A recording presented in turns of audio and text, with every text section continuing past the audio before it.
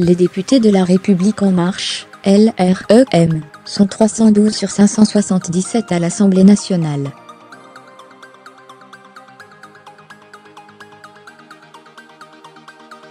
L'adoption des deux motions de censure semble donc compromise. L'enjeu pour le gouvernement reste toutefois important dans un contexte de crise politique aiguë, 2 semaines après les révélations du Monde concernant un proche d'Emmanuel Macron impliqué dans des violences lors des manifestations du 1er mai.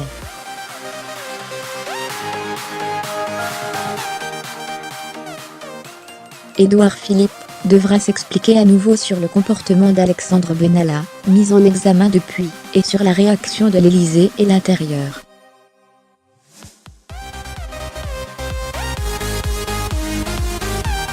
Le scénario ne s'était pas présenté depuis les années 1980. Ce mardi, le gouvernement et son Premier ministre, Édouard Philippe, vont devoir affronter une double motion de censure.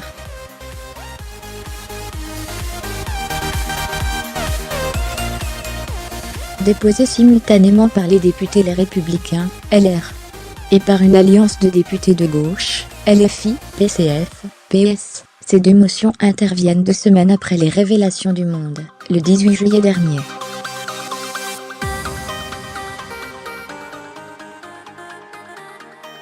Une éternité tant la déflagration politique de l'affaire a été importante, et au regard des très nombreuses révélations qui touchent Alexandre Benalla, ex-adjoint au chef de cabinet d'Emmanuel Macron, et l'exécutif.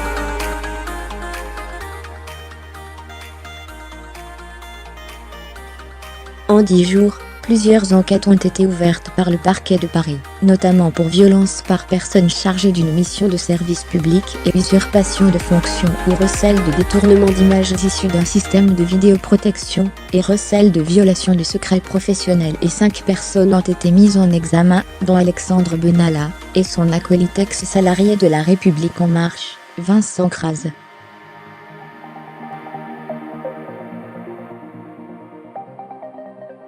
Pourquoi l'opposition a-t-elle déposé ces motions? Contrairement à celles de leurs collègues sénateurs, la commission d'enquête mise en place au lendemain de la publication du Monde par les députés a volé en éclats.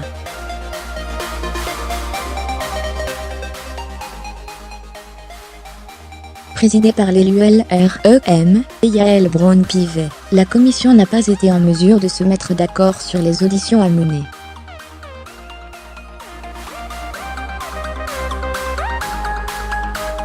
Les députés de la majorité refusaient d'entendre certains responsables élyséens, comme le secrétaire général Alexis Collet, contre l'avis des élus de droite ou de gauche.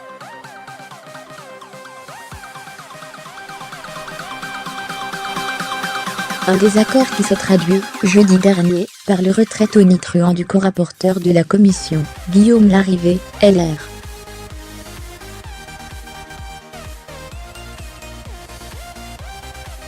Prévu par la Constitution à l'article 49.2, le dépôt d'une motion de censure par les députés permet de mettre en cause la responsabilité du gouvernement.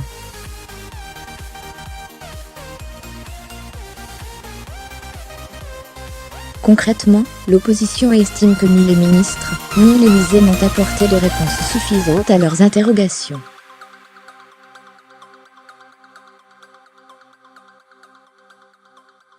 L'essentiel, ce n'est pas l'affaire en elle-même, mais de se poser la question de savoir pourquoi la pratique du pouvoir par le président de la République encourage ou permet l'impunité de personnes comme M.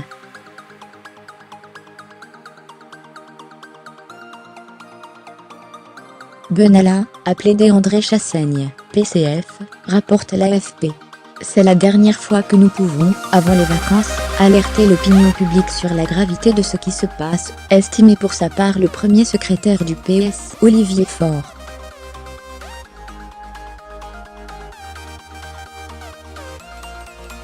Je ne dis pas que la motion de censure doit être un point final. Faisons leur confiance dans l'art d'aggraver les choses, a lancé le leader de LFI, Jean-Luc Mélenchon.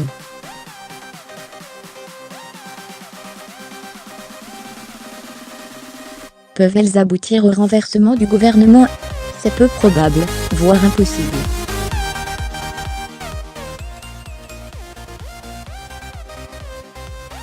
En France, une seule motion de censure a abouti au renversement d'un gouvernement, c'était le 5 octobre 1962, quelques jours après l'annonce de la tenue d'un référendum par le général de Gaulle.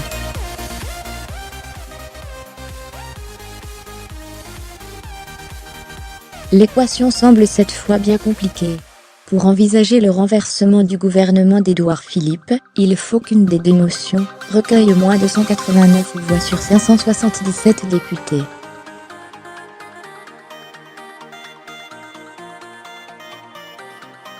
Or, à eux seuls, les élus de La République En Marche, LREM, sont déjà 312. Difficile d'imaginer des marcheurs soutenir l'initiative d'un bord ou de l'autre de l'opposition.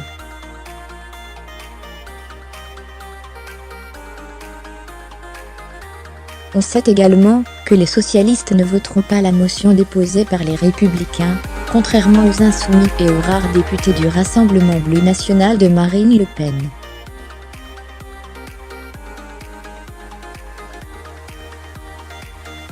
Quels sont les enjeux pour l'exécutif ? Ni Emmanuel Macron, ni Édouard Philippe ne sont directement menacés par cette initiative.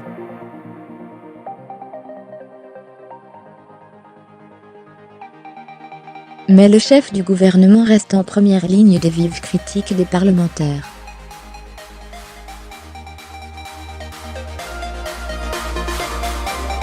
Accusant la commission d'enquête de complaisance à l'égard du pouvoir, André Chassaigne, PCF, et Christian Jacob, LR, pourraient se faire les porte-voix des interrogations des élus sur certains volets de l'affaire. Comment les images de vidéosurveillance place de la contrescarpe détenue par la préfecture et transmise illégalement par Alexandre Benalla à un conseiller de l'Élysée ont pu se retrouver sur les réseaux sociaux? Quel rôle a véritablement joué l'adjoint au chef de cabinet d'Emmanuel Macron, ce 1er mai 2018? L'entourage d'Édouard Philippe a indiqué à l'AFP qu'il répondra factuellement et calmement.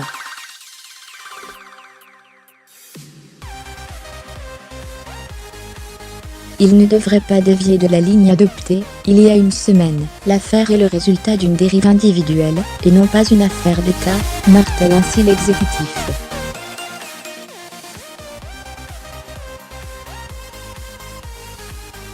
Le président de l'Assemblée nationale, François de Rugy, LREM, voit en ces motions l'occasion de fermer cette affaire.